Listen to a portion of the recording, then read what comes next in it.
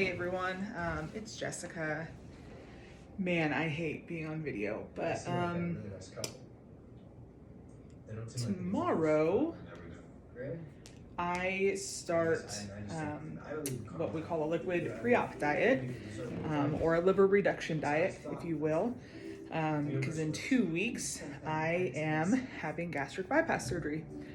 This is something I looked into, about 6 years ago.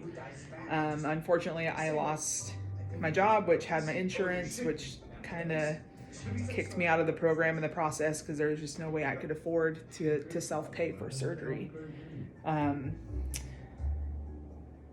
It's been a long road for my life. I have always been overweight. Shoot, I was born an 11-pound baby.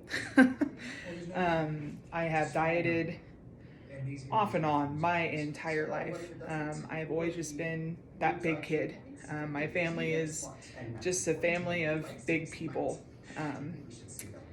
My great grandparents, like, it's just a line of large people. I have struggled with weight. I have struggled with the diet culture, the exercise. I was super active as a kid. I played multiple sports. Soccer, volleyball, basketball, softball. You named it, I was outside doing it. I rode my bike all over town. I went on walks. I played basketball with my neighbors. I swam religiously in the summer. So it's not a matter of being active my whole life, or necessarily eating healthy, which I will admit at times I don't. It's just how it is. But I have come to a point in my life where I am tired of being tired. I'm tired of being someone I don't recognize when I look in the mirror or when I see a video of myself or a photo of myself. I have just felt miserable for a long time. There was about 7 years ago, 2013, 2014, I had enough at that point. Was living the single life. I wasn't able to get many people to date me while I was out in Utah. I put a lot of worth in that, unfortunately. So I joined a gym. I was with a trainer. I joined a competition to see if I could win.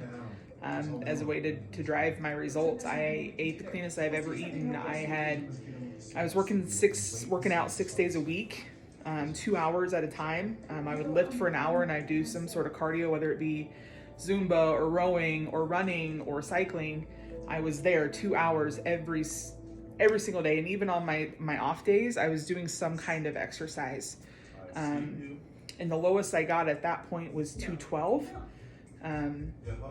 It just was slow going for me. Worked my butt off, and I just started school full time. I was working full time, and then I started dating someone very seriously, and I just lost all my time to go spend at the gym, and all my motivation. I just wasn't focused on it.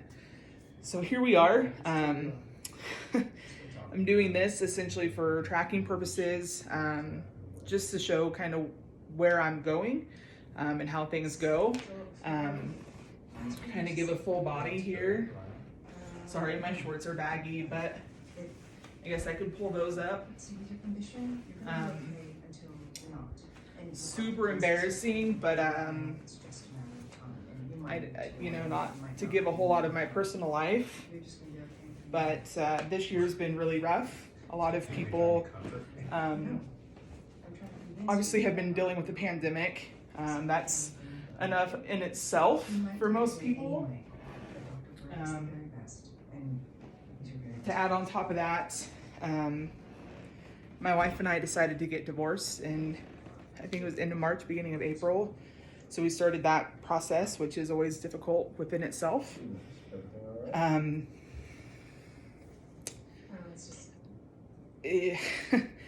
We unfortunately had a dog pass away from cancer in June.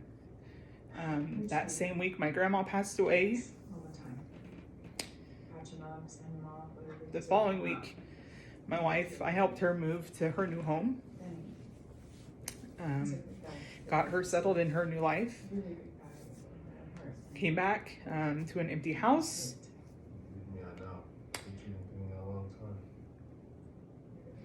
To an empty heart. Something I had just never imagined to go through. And unfortunately, I ate my feelings, as one probably would, going just through a couple of those things. And I ballooned up to like 332.